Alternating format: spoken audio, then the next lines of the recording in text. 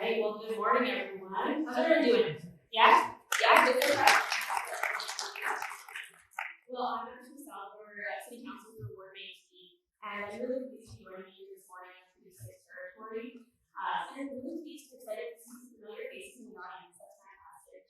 And of course, I want to start by thanking Michael, Reed, and all the other sponsors and supporters for helping make today a reality and for bringing us together to talk about something that is so integral to the success and livability of our communities. So public transit, as Terry was talking about, is a vehicle for equity and inclusion.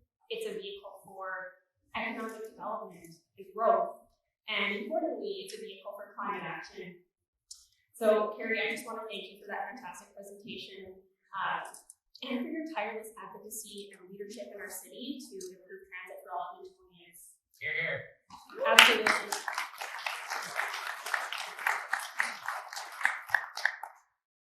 Now,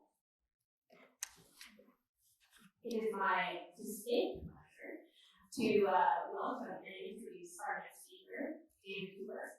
So, since 2005, David has contributed to numerous transformative transportation initiatives across Canada. He is the founder and principal of Vehicle Relief, and he works with transit agencies across Canada on a wide range of topics from service planning, policy development, infrastructure design, safety, and so much more. In his distinctive experience as the only urban planner in Canada who has practiced in the public sector in Vancouver, Calgary, and Toronto, provides clients with unique perspectives on how to successfully shepherd politically sensitive projects through large municipal and regional governments. Some of David's significant transportation contributions include funding the Relief Line subway and King Street pilots in Toronto, procurement support for the Broadway subway project, and development of TransLink's battery electric bus program in Vancouver, implementation of LRT, BRT expansion, and regional transit in Calgary. David has recently authored the Canadian Urban Transit Association's COVID-19 National Recovery Strategy, a foundational plan which has helped to obtain emergency operational funding to maintain transit service during the acute stages of the pandemic, and secure long-term capital funding to position public transit at the center of economic recovery. David's contributions to city building and transportation have been nationally recognized. He was a recipient of the President's Award for Young Planner of the Year, granted by the Canadian Institute of Planners, the Individual Leadership Award from the Canadian Urban Transit Association, and received Mass Transit's top 40 under 41 in North America. So, with that very impressive bio, please join me in welcoming David Cooper.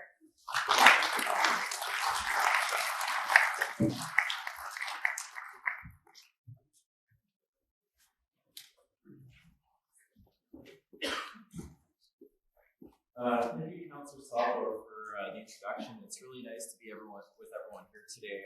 Lots of familiar faces, even my dad and brother in the audience, so I'm actually more nervous about presenting to them because I've never seen you give a formal presentation before. I just want to start off maybe with a couple of comments. I really appreciate Carrie's commentary and thoughts about public service. We've had a really rough week here at Edmonton when it comes to our frontline staff members, particularly our police, but also just, the city of Edmonton, Edmontonians as a whole, and just the value of public service. I started my career in the public service. I have a deep appreciation for those who work in it. A lot of my work is serving municipal governments, provincial government, federal government, and it's just been a really rough week, I think, for a lot of folks here in the room, and I found it quite emotional this week myself as someone who gets to work with a lot of our frontline staff, and I also got to, some of my work I work with is with first responders, and I'll talk a little bit about that this week, or in this presentation, but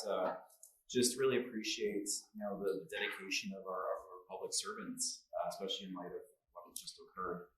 I'm going to take us to a bit of a broader conversation for the next little bit in terms of looking at, Carrie did a really great deep dive on what's happening here in Edmonton, but I'm going to talk about what's happening everywhere else in Canada as it relates to Edmonton. And one of the things in my bio that wasn't in there, and I should put this in there, is I'm actually born and raised Edmontonian. And here. So I'm gonna actually start off with a fun story. I've always wanted to do this in my career, is talk a little bit of a story, but I'll give you a little background on my experience. Actually, walk a little bit about, spent some time in Calgary Transit on BRT, LRT developments, and work out in Toronto, worked out in TransLink on everything from their investment plan, revenue tools to service expansion. One of the most meaningful projects I ever got to work on was actually a collaboration here at the University of Alberta. We got to write the first national report on women's travel patterns in transit and how we can align our service standards to better serve women, because women are actually the majority riders that we have on transit. So just an example, 57% of all ridership on the Toronto Transit Commission before the pandemic consisted of women. So how do we start tailoring our services? And I'll talk a little bit about that. I did some work for the city last year on revenue tools and how do we actually address some of our pandemic-related revenue shortfalls, but also the growth that we want to see from the city plan and how this is all interrelated together, and then some work on the on-demand transit. But that's kind of the boring technical intro. I'm going to tell you a fun little story about my history going into transportation planning. It's a very Edmonton story. I've never actually told this in a conference setting. So let me go to the next slide, and I'll give you a little bit of a history lesson. So this is a picture of Edmonton in the 1960s, and this is the original CN Tower. It was the tallest building in Edmonton at the time. And what ended up happening in Edmonton at the time was it was a city of about 400,000 people in about 1967, and there was a plan. And the plan was to build a comprehensive freeway network across Edmonton. And one of the things that this freeway network was looking to do was leverage some of the corridors that we have to build freeway infrastructure, particularly the River Valley. So one of the things that occurred was there was a freeway plan where the first freeway that would have been constructed is through the McKinnon Ravines around 142nd Street to south of Swimming Plain Road. And it would take River Road and then go into the downtown, and we'd have a number of circulation routes, and then the dash line from this map are rapid transit corridors. They actually built one of them, which was utilizing some of the railway corridors, the original line jets off the top right. But there was something that stopped this network. There's a couple of things that stopped it. There was 8 residential homes that stopped this freeway network out in the west. It was number of different property owners. They were very influential. I heard that they were, lawyers or politically connected or doctors, engineers, and they put a stop to this freeway plan. Now, if you actually fast forward to the 70s, anyone know where this is? Connors Road and Sonoma Road. One element of the freeway plan did get built, and it was this interchange with the construction of the James McDonald Bridge back in 1971, and then nothing else got built out of that. So we did get one element of it. We've seen this in other cities. So Vancouver, 1972, they put a stop to their downtown freeway plan. There was a lot of protests in their Chinatown. One element of the plan, the Georgia Viaduct, did get constructed, and now there's a conversation about tearing it down for better integration in the community. So you think utilizing the River Valley for transportation network conversation stopped then? It did not. This is where I learned about transportation planning. Fast forward to the 1980s, and I did a Google search of Edmonton in the 1980s, and nothing really interesting popped up. So I'm from Edmonton. I can say whatever. So I thought, 1985, year I was born, the Edmonton Oilers won their second Stanley Cup against the Philadelphia Flyers, and ready to, raise it up for the second time. And this was a thing here at Edmonton, the Oilers dynasty that we had. And something else was cooking at the same time.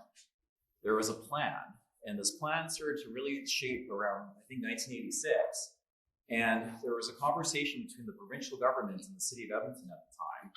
And the conversation was about dedicating a number of pieces of parkland so that Edmonton can officially and formally create a River Valley system, like a park system. Who loves a River Valley park system? So the River Valley Park System is one of the biggest assets that we have here in Edmonton. It's the largest urban park system in North America, and it's something that is quite celebrated here in the city. And I love it myself and have a deep appreciation and connectivity to it.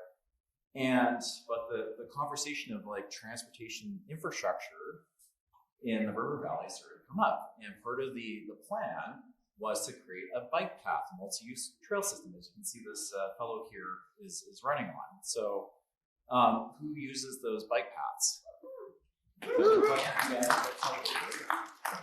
So there comes an issue. So the province said, hey, city, we're going to give you some funds and dedicate some funds so you can do land expropriations and start creating this River Valley network. But there was a problem with this plan on an individual level. This is the house that I first grew up in from 1985 to 1990. It was built, I believe, in 1912. And there was 6 houses on a street in the River Valley, and right by Old Strathcona, just below Saskatchewan Drive, that there was an option. Either you could build a bike path in front of these houses to connect it across the city, or you could build it through them. So, what do you think happened?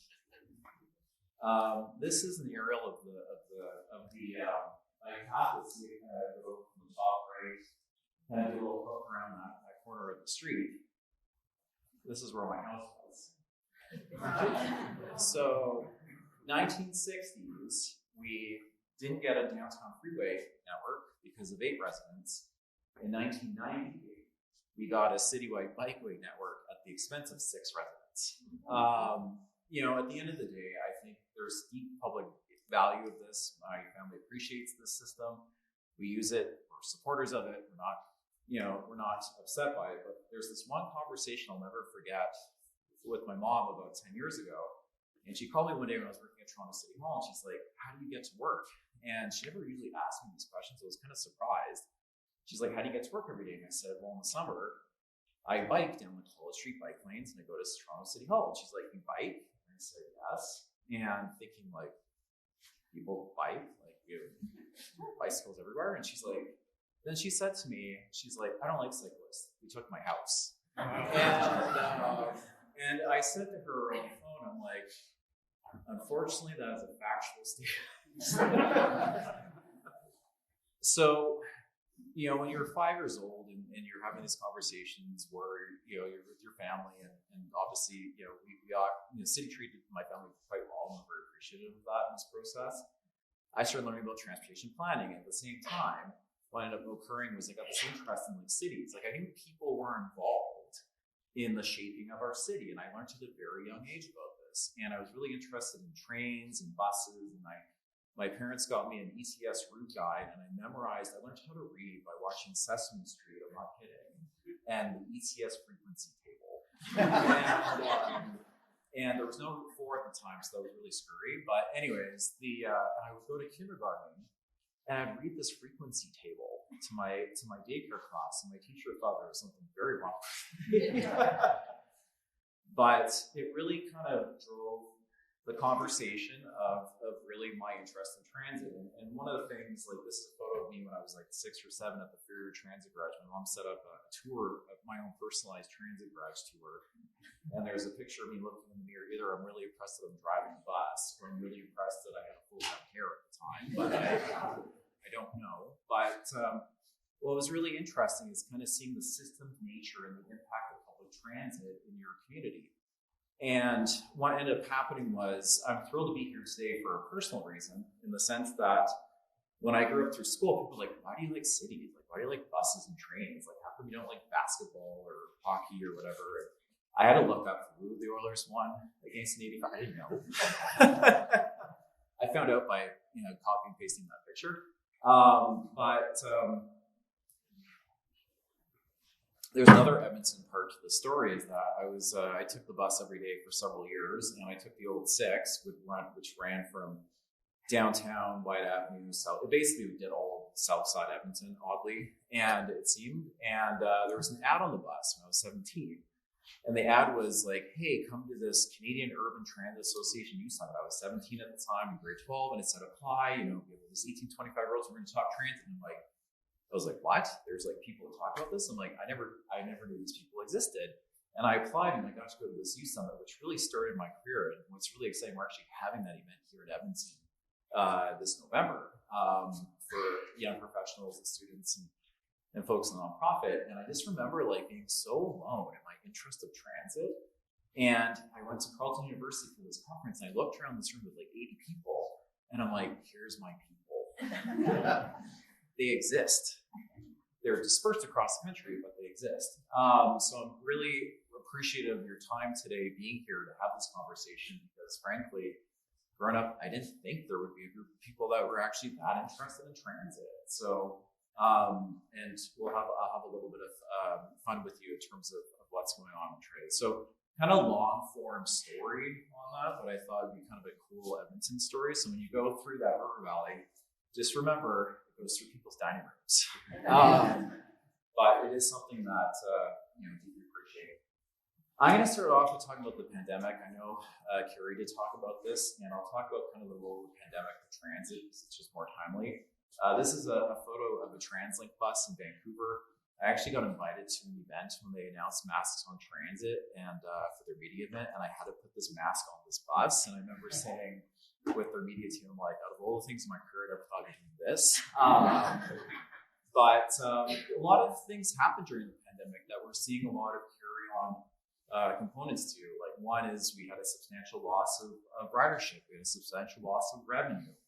Our ability to rely on fare revenue is still precarious. We're still getting emergency operating funding from the province and federal government. Transit was one of the few public spaces that remained open. So transit's always had an open approach to society. So when we see these complexities that we see in our transit systems when it comes to sometimes individuals that shelter in place in our systems, because again, one, it's the only place you may have to go, but two, you feel safe. And the interplay of that with customers sometimes has a lot of complexity. There's been a lot of conversation of what is the future of transit? What are we going to see in terms of different types of services and service levels and the role and function of transit? And those have been very ongoing conversations at what is it as a service, how do we fund it as a service, and how we move forward as a service. Next slide. So this is just a very simplified graphic of where we are for ridership recovery across Canada. I know Carrie did talk about the Edmonton story. So if we look at about January 2023, Vancouver is about 83% of ridership recovery. They're one of the strongest in North America right now. Calgary's about 78, Toronto's at 72, and it's been stubbornly kind of sticking around 70, 72, just due to kind of more complexities of the return to work. Montreal's about 73%. One thing that's occurred that's quite interesting is we've had a few situations or really positive news stories of full ridership recovery. And there's a few common threads and a few differences that we've seen between these different stories. One is Metro Vancouver and the South of Fraser. So if you look at Surrey, Langley, Maple Ridge, some of those areas have had a fulsome ridership return. And why is that happening? Well, one, it's a demographic component. Two, it's we have a lot of different employment opportunities that are throughout the day, less concentration on office employment. It's an area that we do have a lot of newcomers into our community. We've had ridership return back in Banff. Banff put in a pretty aggressive transportation demand management or a TDM approach where if you want to come to Banff, you're going to take the bus basically. You're going to park your car. They're going to make more transit priority on Banff Avenue, and they got some uplift on that. Mississauga, Brampton, same kind of story. These are communities that have significant numbers of multinational households. They have significant employment when it comes to supply chain, logistics, essential workers. A lot of products that you get in your home actually goes through a warehouse in Mississauga and Brampton, and then of course we have the 100% ridership recovery that we see here on the bus system in Edmonton as well. So I'm going to spend a little bit of time on another history lesson, which is quite something that Edmonton has done several times.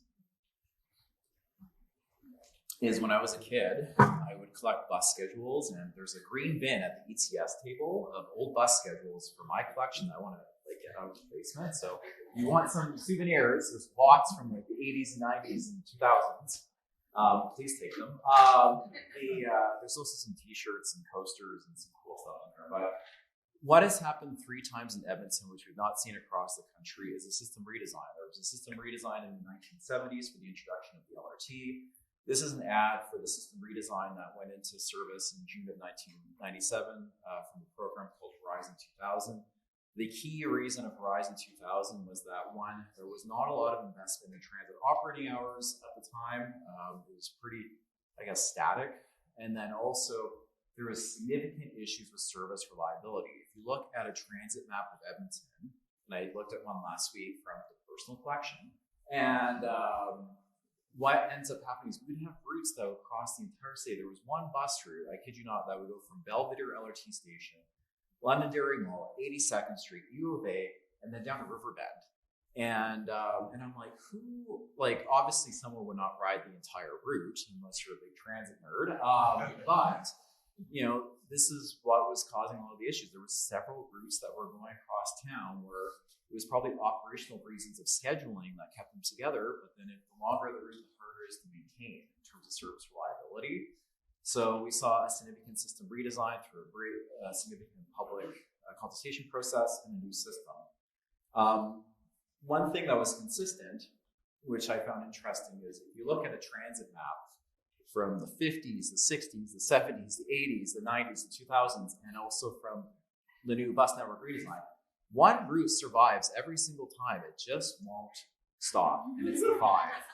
And there's a little tweak that was done recently on the 5 down 111th Ave, but roughly it's the same thing. This route just won't stop. And the LRT would be arguably the other one, but this one just has the resiliency that is unseen or unheard of. So one of the things that we got from the Bus Network Redesign, which I think is one of the most powerful things you can do, is putting in a high frequency network. And in Edmonton, it's every 15 minutes or better, 7 days a week on about 9 different routes. Metro Vancouver does it on a corridor base. They don't identify frequent routes, they have them based on corridors. Toronto has a 10-minute network. Ottawa has a 15-minute network on weekdays only. And then Montreal actually just removed their 10-minute network due to budgetary constraints. One of the things that I think is really exciting for Edmonton is that we're seeing significant growth in the bus system. I think you're going to have a couple more routes, probably from the crosstown services that will be upgraded to high frequency routes. I've been told, and I'm going to plant this here, that the next system app will have these routes maybe in a different color, more elevated, to really market the benefit of these services, just to really show the improvement of them. But these services really unlock opportunities for Edmontonians to turn up and go, to have different reasons and different purposes to use these transit services. And you'll see them on White Avenue, you'll see them on 118th, you'll see them connecting the West End into downtown. I think hopefully we'll see one on 23rd Avenue or 137th Avenue.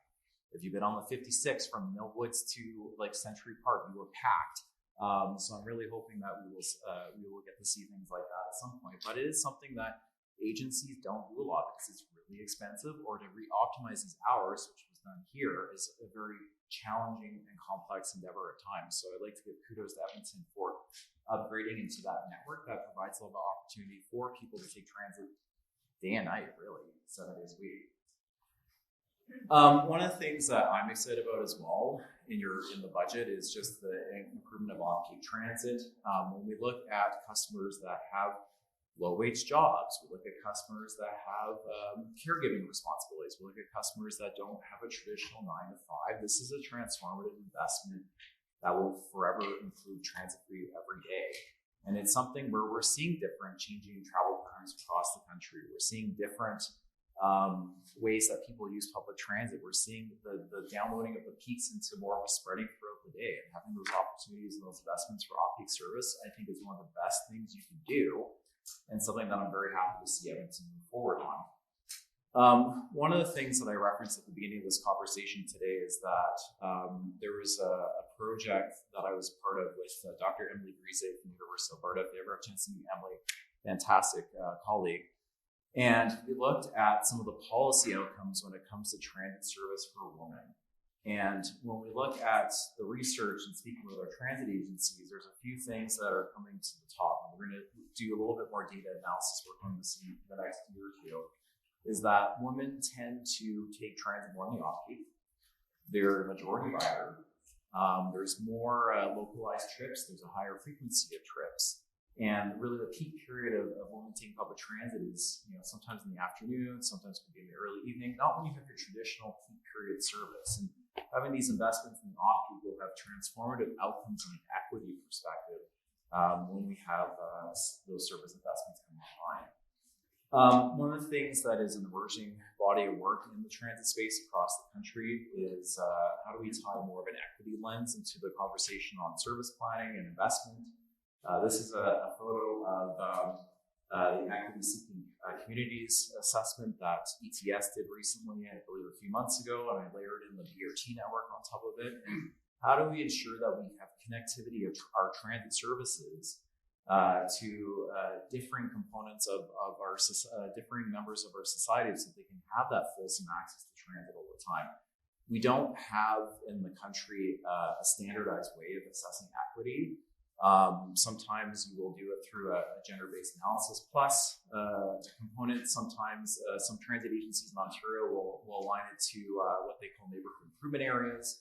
So what a neighborhood improvement area is an area that is an assessment is done to understand kind of the levels of service and some of the kind of service gap analysis and needs that you may have in a particular area, and then the allocation of additional city resources to really equalize the playing field or access to services for that particular community. And transit's one of the biggest ones that they use for that in terms of additional service levels, capital investments.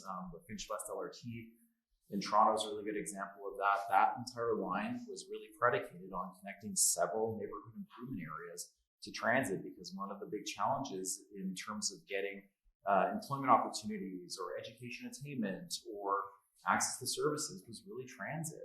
And how do you unlock those opportunities for members of the community there? In terms of one of the things that's going to be really interesting to see here is that with the introduction of the smart card, is you're going to have all this data. You're going to have all this data on origins and destinations and a little bit on the customers. Edmonton actually is one of the few transit agencies in Canada that has the ability to collect gender-based data in terms of understanding travel patterns. We have a bit of a table set already on some of the regional transportation when it comes to fare products and the ARC card and also fare capping. This is a big thing in terms of actual outcomes you're going to see as part of this particular program. And I think it'll be really interesting to see how you could leverage an additional set of data on some of your future service planning conversations when it comes to really understanding how and who is using your public transit service through smart card data. One of the things that occurred here in Edmonton, which is I always pride when I speak to my colleagues in other parts of the country, I'm always like, Alberta just has a can-do attitude versus some other places in the country, and I'll just stop there. But because I'm being recorded, one of the things that I really love about the on-demand program here is that many agencies, about I'd say a couple dozen, were piloting on-demand. Edmonton said, "Nope, we're going all in." And doing that really opened the window for a whole bunch of different things. One, to provide that ability to actually put in the high frequency network. A lot of transit agencies don't do system redesigns because they are scary. Why are they scary? Because if you're changing every route in the system, you are changing the livability and the ability of people to navigate your system by hundreds of thousands of people a day. That's hundreds of thousands of people that could probably call you. And how do you kind of work with kind of the different components and different challenges with opportunities for those changes to actually have that optimization of service to ensure that we still have service to a coverage-based service in the city, and also the ability to have that high-frequency network. This was a key driver for that. And just also the change management piece of this is huge, where you go from a model where you're waiting at a bus stop at a fixed time, a fixed route, a fixed schedule, to a model that is responsive to the economic or the environmental conditions of the time in terms of ridership, wait time, and access. And for Edmonton to start off with the country's largest on-demand program instead of piloting it is something, and you're seeing the really great returns from it and support from council, is a huge thing that I would not undersell here. One thing I'm going to spend a little bit of time on is LRT expansion. Now, I grew up in Edmonton in the 80s and 90s where we had some LRT expansion to 1992 when it was extended here at the University of Alberta. Then it stopped. And what ended up happening was Edmonton got the first light rail system in North America, which I think we all kind of forget about. We were actually the first LRT in North America. And then one opened in Calgary because if Edmonton gets something, Calgary gets it too. And then San Diego and several other cities. And the driver of this was obviously the Commonwealth Games. And Calgary went a different approach. They had surface LRT, surface corridor, 7th Avenue, downtown, and we went underground. And then the system stopped. And a lot of it was economic reasons, a lot of it was cost. And one of the things that I find quite fascinating is that we went from a time from no investment in LRT to significant investment in LRT.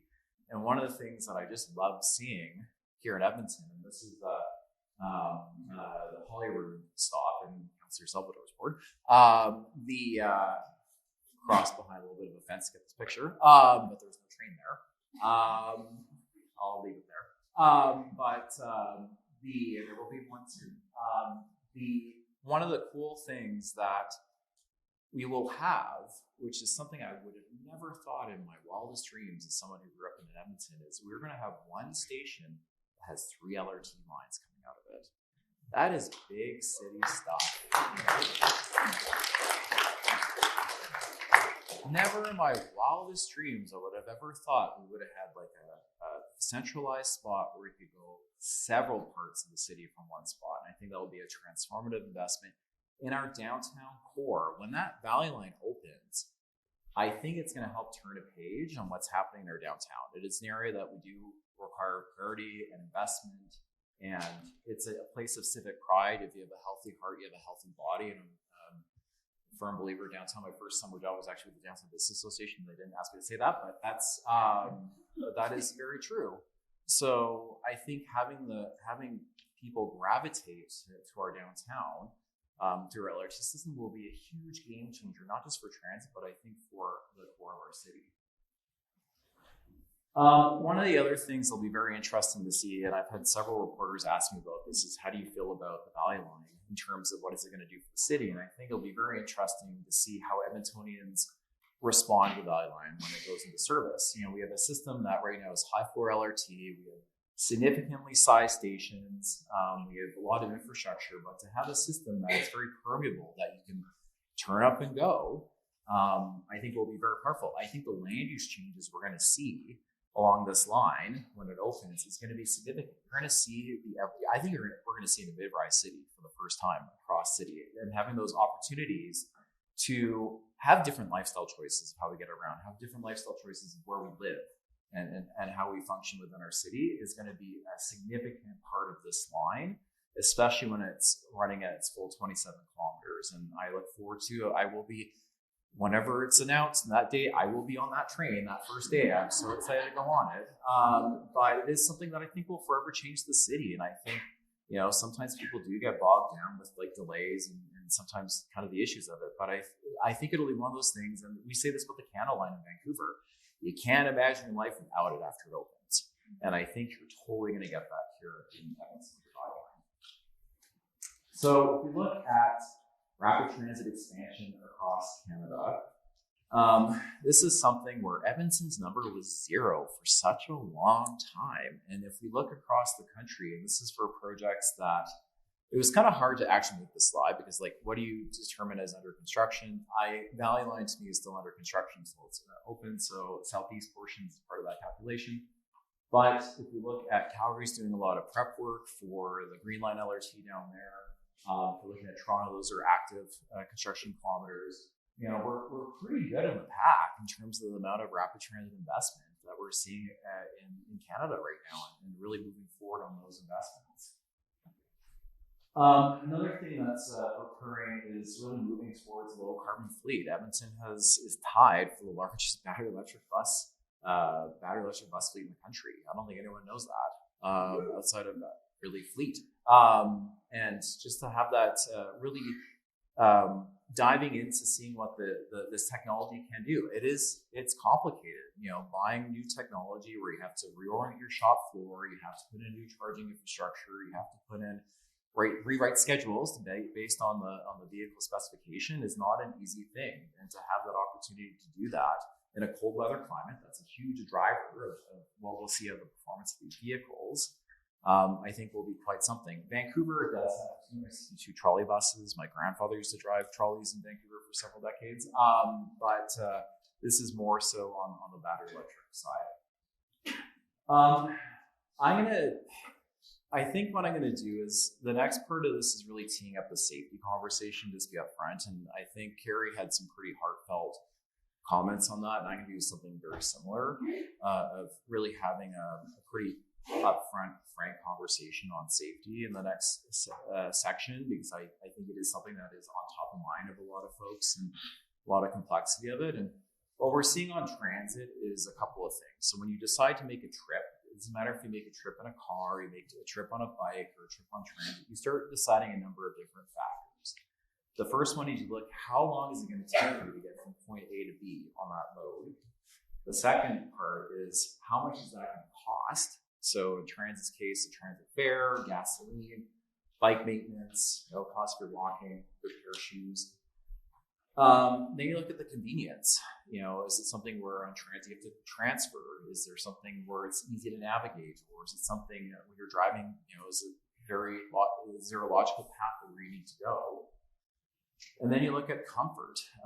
We are a cold weather city. So is there the facilities to keep you warm? Is there spaces that you can be comfortable when you're taking public transit? And the piece that is now coming is a really full head. And this is not just an Edmonton conversation. I'm going to keep it very broad across the country. Is safety. People are now asking questions of, is this a safe way for me to travel across our city? And then could be safety in any modes, right? But on the transit conversation, this is something that is definitely a top of mind conversation from customers, from frontline staff, from management. I hear it in every meeting in the country I work. Like half my work program right now for the last 8 months has been on safety, and pulling the data, interviewing staff. I got to spend 4 shifts out with the police and peace officers and outreach workers. It is a complex, all hands approach that we have to deal with on this, and it's complex, and there's a lot of different things that will have to be put together to really look at some solutions on this conversation. It is something that we're getting a lot of also conversations, society, but also from the media. And these are headlines not from Edmonton. These are headlines that are very much the conversation that we're seeing in several cities, such as Toronto or Calgary. And this is not isolated to what is occurring here in our city, unfortunately. I really struggled, to be honest, what to say about transit safety for today. And one of the things that I thought was quite interesting was I was in another city this week, and I went out with an outreach team for a shift.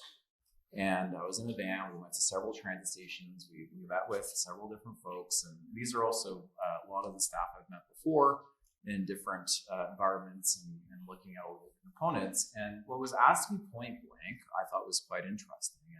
And I actually got asked by the police the same question last week was, what surprises you the most on this?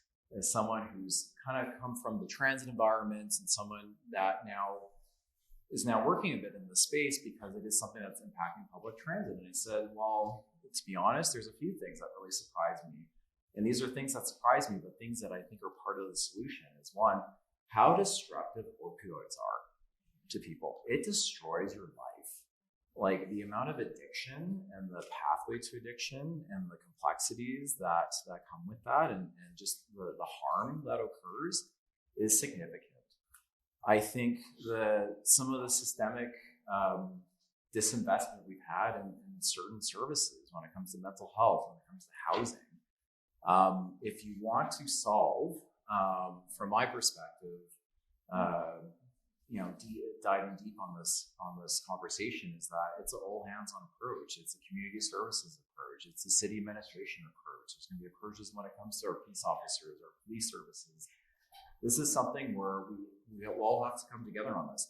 There's complexities when it comes to working with members that are unhoused. There's complexities with mental health. We have a triage-based mental health system. We don't have a lot of mental health calls, or especially in Alberta, they're called, I think it's a Form 10, and you're brought to a hospital and you're assessed by a doctor and released. There is very little continuity of care when it comes to some of these complex considerations.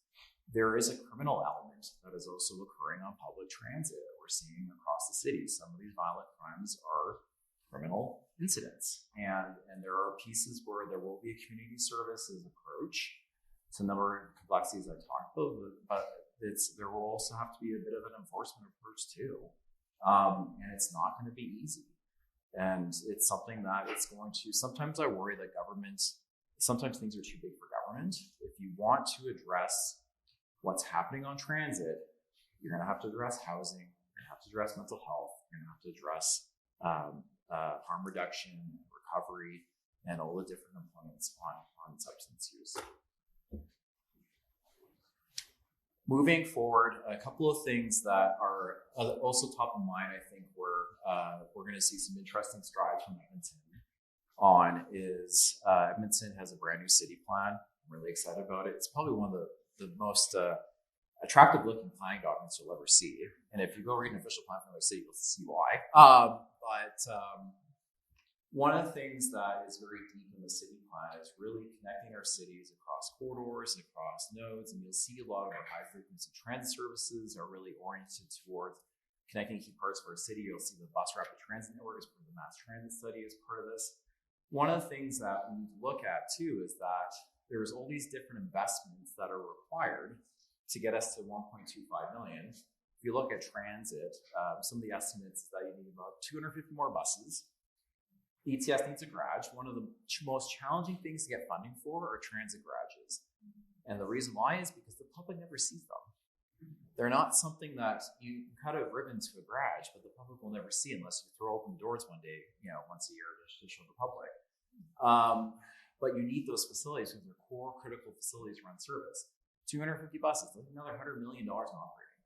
So, we're looking at a quarter more to your operating budget. So how do you pay for those services, right? And one of the things that is really complex about that is the different tools available to you. And I'll get into that in just a second. Nothing gets Edmontonians riled up than showing them what Calgary does. So this is, and I started my career at Calgary Transit. So one of the coolest projects I ever got to work on is we put a bus rapid transit service down 17th Avenue Southeast in Forest Lawn. And who's familiar with Calgary? Just maybe a show of hands. Quite a few. So if you go down 17th Avenue Southeast, what was done by the city, which I thought was really meaningful, is this is a part of Calgary that has been forgotten, if I were to be upfront. It's a part of Calgary that it's lower social economic activity. There's different. It's a part of the city that's always had a bit of a transportation issue to get into, and the city used bus rapid transit on a dedicated 6-kilometer right of way with stations that are basically equivalent to surface LRT stations you're going to see on the byline, with dedicated right of way, dedicated transit priority, and used bus rapid transit as a way to unlock the opportunity of that community in terms of enhancing service, the second busiest bus corridor we have in the city, in terms of accessing services, opening up the rest of the city of Calgary to residents of this area that has been neglected and forgotten for so long. And what really excites me about bus rapid transit in Edmonton is that there's been this conversation for decades in Edmonton of like, we invest in LRT, we're going to put all our dollars in LRT, and there were significant corridors in Edmonton that will never get LRT, that actually have very similar components to this picture in 17th Avenue Southeast. 97th Street, we have thousands of people on transit on 97th Street, and it's an area that we can unlock greater opportunity and greater potential through bus rapid transit, through better service, infrastructure and that connectivity. And I think you'll see some really great opportunities to do so with that. The other thing too is that other cities, this is the fast and frequent transit map from Metro Vancouver. Other cities have really taken hold and said, we're investing in our BRT system. Vancouver has 6 BRT routes right now. The 7th one is going to start operation at the end of the year. And then their next investment expansion plan is saying, okay, we have arterial BRT. We are going to really amp it up now with infrastructure and service quality and significant more services and routes so that we can crisscross and provide that connectivity across our region day in and day out. And I think that opportunity also exists here in Edmonton. I teased a little bit about this. This is just a graphic of the evolution of the operating budget for Edmonton Transit. You'll see in green is tax levy support, and red is the emergency operating support, and in blue is fare revenue. And you'll see that if we didn't get that emergency operating support from the federal and provincial government, we would have been in really big trouble when it came to our ability to operate a transit service. And it's a conversation that's not going to go away. We're not fully recovered on the system. We're not fully recovered in terms of revenue. And how do we address those concerns and those considerations, but then also look at the future growth that we need to accommodate through the next 250,000 residents that will join our city. This next slide is really about the revenue tools across Canada. So one of the things that you'll see here in Edmonton is that there's 2 drivers. It's really property tax and it's transit fares. And the ability for Carrie showed a slide about the amount of service hours per capita. Your ability to grow service is going to be very connected to other tools that are available to you. Now, some of those tools may require funding or may require approvals from the provincial government. Some of them may require recalibration of how the city collects money. But some cities, like I came from TransLink, we had a robust set of revenue tools. It was very amiable. And we still had gaps. We had everything from a fuel tax, 18.5 cents a liter in Metro Vancouver, goes to transit operating. We get hundreds of thousands of hours from 18.5 cents a liter. Now, it's a sunsetting, it's a bit of a sunsetting revenue tool because of electrification of vehicles and more fuel efficiency. But it's a significant piece that we have that others don't. We have a 24% parking tax. We get to tax not just publicly owned parking stalls, but also private to pay for transit. There's a hybrid levy, there's property tax, there's fares. They just put a development cost charge levy. But then if you look at other cities, so you're saying, sometimes people will say to me like, well, Vancouver does that, we're not Vancouver. But if we look at places like Halifax has a benefit area tax. They're a city that is almost half the size of Edmonton, and they even have more diversified revenue tools. So we need to have an honest conversation of how we're going to pay things and what are some of the different abilities to have that sustainable, resilient funding program to actually pay for these particular investments. I'm going to close it off here, but maybe I'll leave you with a couple of thoughts. I think there's one of the things that when speaking to Carrie's team last year, I got to do the presentation with the leadership team, is that don't forget there's a lot of great things happening. There's a lot of great things happening in the city that is unheard of in Canada. Your electrification, your LRT expansion, your ability to recalibrate your service through Bus Network Redesign. These are things that should be celebrated. They will always be able to be enhanced. There's always room for improvement. But we came from a time where we had the oldest transit fleet in the country. It was a mobile museum, people called it. The Edmonton didn't buy a bus for 12 years. And then that did shift in the 90s. The other part of it too is that the level of investment comes from the pride of Edmontonians into where you spend your dollars and your investment and where you support these particular services. Someone asked me yesterday, do